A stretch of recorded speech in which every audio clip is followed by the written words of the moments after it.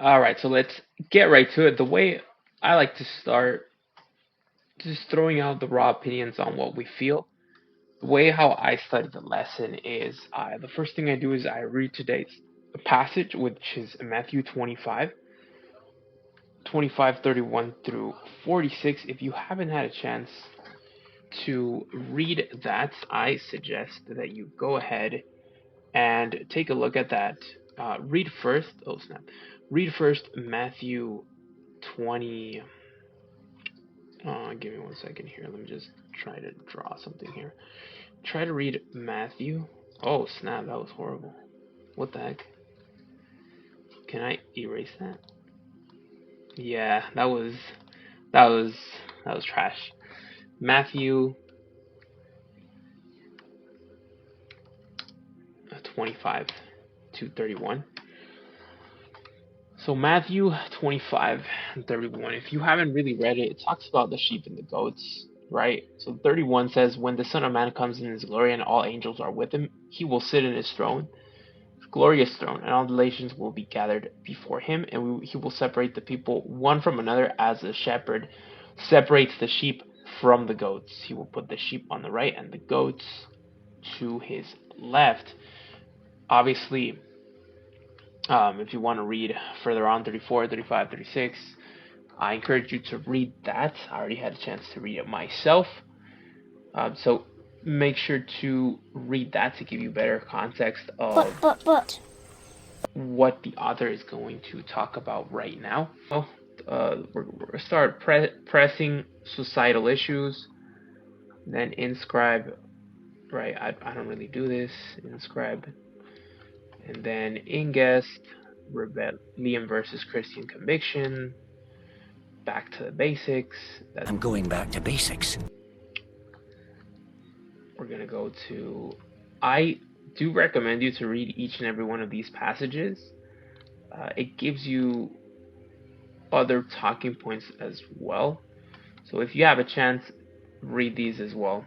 I just go to the end and go to inquire, because inquire is the place where we share our thoughts. It's usually that place where you're the one who is going to share the opinions, right? A third opinion. With the people. It's usually here where you're the one who is going to be, you're just going to have a raw opinions today on today's lesson. And by the way, I took the chance to record my raw opinions because I did not want everything that you're going to see is what I think, my first impressions on the just having Matthew 25:31 to 46, having that as a context, and just going in deeper into the questions. So it says, share insights from this week's memory verse and Bible study, as well as any discoveries, observations, and questions with your Sabbath school class. Consider these discussions questions with the rest of the group. Okay? So the first question says, what criteria does Jesus use to separate the nations when he judges? We have to go to the Bible. That's why it opens up with sheep and goats. And the first thing we see, right? If you go to the 35th, it says, "For I was hungry and you gave me something to eat. I was thirsty and you gave me something to drink."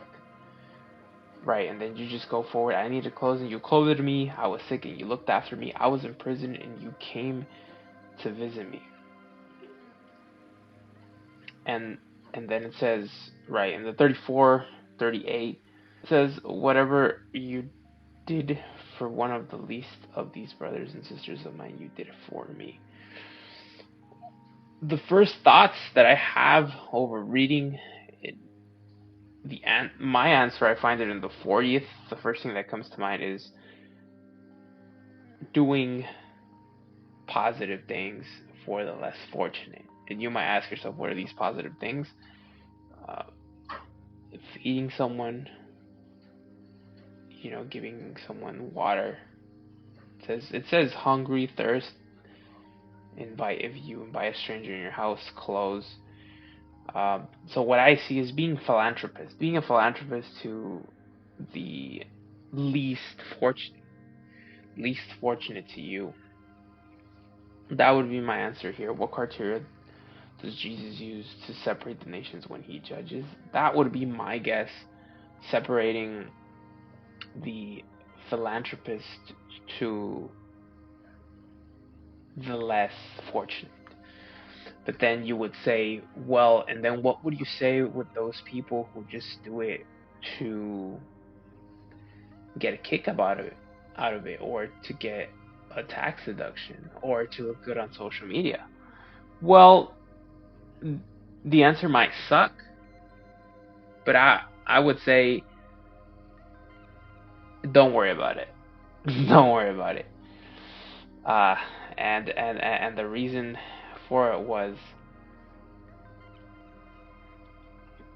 and then he will say to those on his left, "Depart from me, you are cursed, into the eternal fire, prepared for the devil and his angels."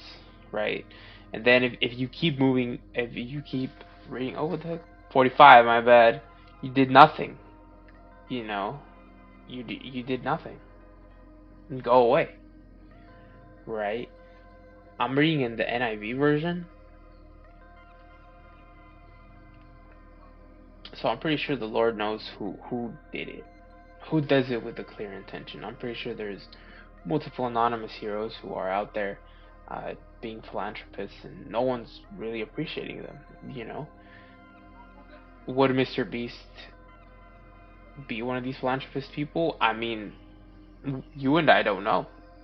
He might be saved, he might not. Right? That's something that we have to keep in mind. All these people that record themselves giving back to the community, um, are they going to be saved?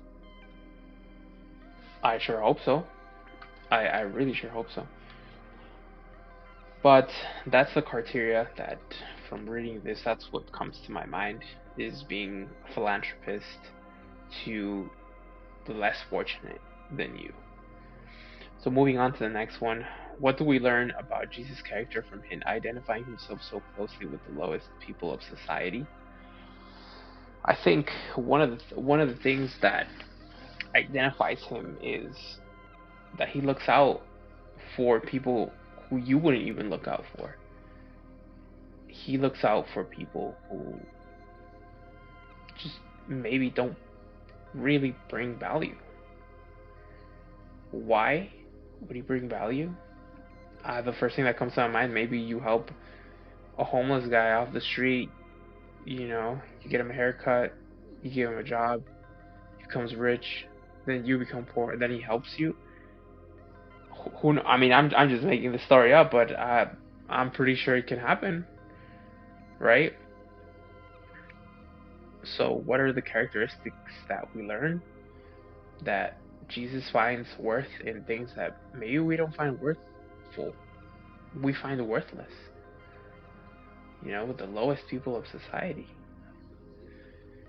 But then you have to ask yourself, why is the author saying that they're the lowest people of society?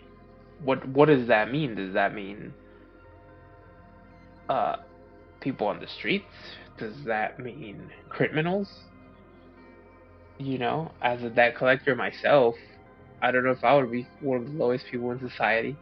Lord identifies with these people because he finds value where we wouldn't really find value. Just, what can a homeless guy do from you? Maybe if you give him some money, he'll do something for you, right? But we don't know. So that's one of the things that I see Jesus does. He finds value where you and I just wouldn't even dare to look.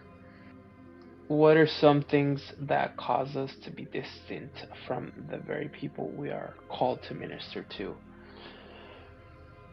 I would say one of the things would definitely be self-worth. The second would be closed-minded. And the third thing would be survival. Survival.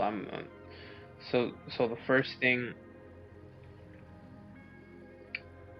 we're too focused on what we want and pursuing it that we don't see what's around us. We tunnel vision our way into, I need this, I need that. I don't know your situation, you who is ever listening to me right now. Maybe you are you're struggling to pay your bills. Maybe you got laid off from your job. Maybe they left you, right?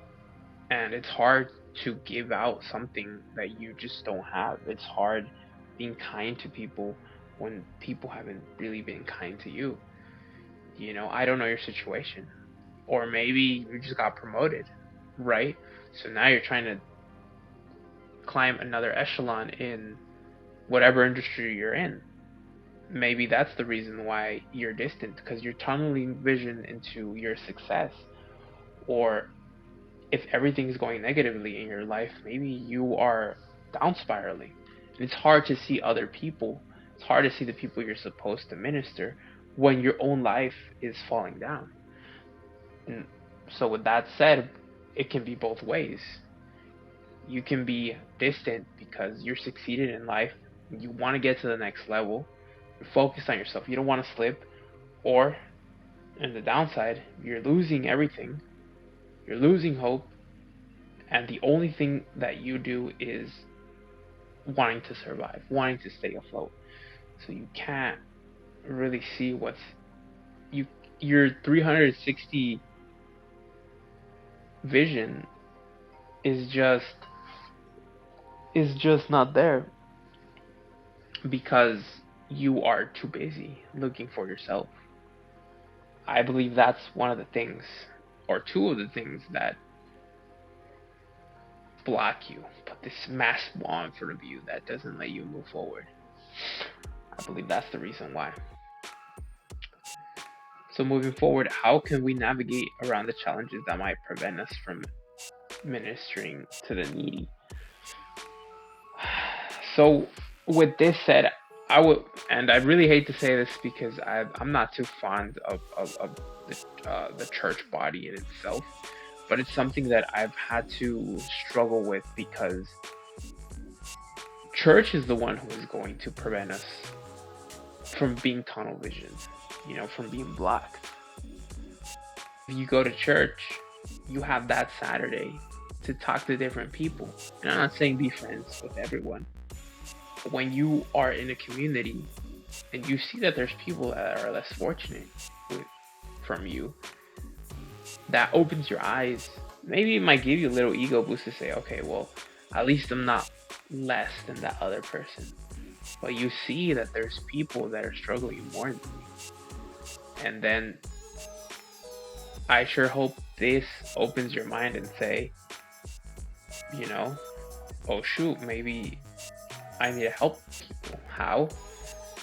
Who knows? Maybe someone's looking for a job and they're hiring at your firm. Give them a reference. Maybe there's a family that's, just doesn't have food, and you can help them out with a couple of extra bucks, or you invite them to your house to eat. When you see that other people are struggling too and you're at a church, you kind of want to help people. You kind of want to, help those types of people. And it's sad to say, but even though your situation is worse, someone has it way worse than you.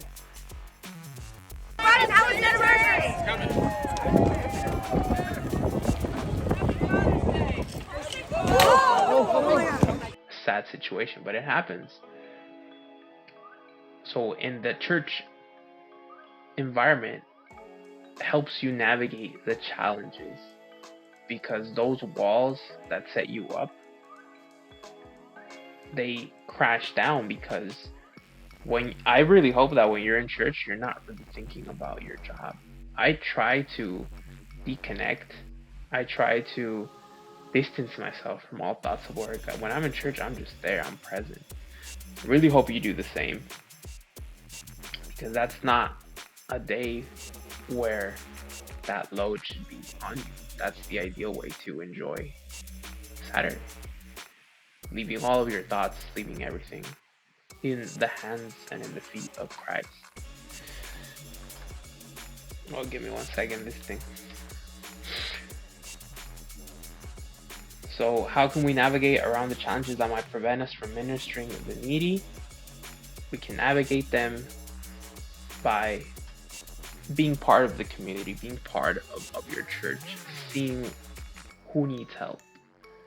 Because although I hate to say it, there is always a way to help out. There's definitely always a way. And that is sad. Is a personal question. For all of you folks that want to go out, all of you young adults, young bucks or young gals that want to go out in the world and want to experience what is it like to be a missionary, then go for it. Just praying, fasting, right? I wish I can give you